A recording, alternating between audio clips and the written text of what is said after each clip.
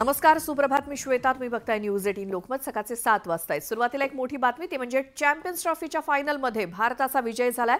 Team इंडियानं न्यूझीलंडवरती मात केली. कर्णधार रोहित शर्माची 76 धावांची खेळी. श्रेयस अय्यरनं 48 धावा केल्या.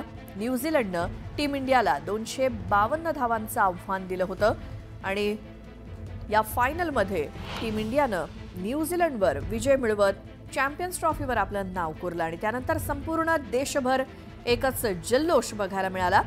जिकडे तिकडे संगीताच्या तालावर फटाके फोडत एकमेकांना मिठाई भरवत टीम इंडियाच्या विजयाचा जल्लोष करण्यात आला.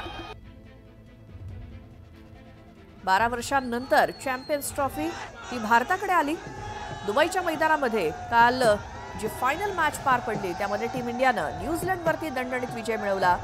4 विकेट्सनं न्यूझीलंडवर मात केली. डेहराडून, भोपाळ इथली ही दृश्य आहेत. अगदी नागरिक, क्रिकेटप्रेमी जल्लोष करतायत टीम इंडियाच्या विजयाचा. काल रात्रीची ही दृश्य.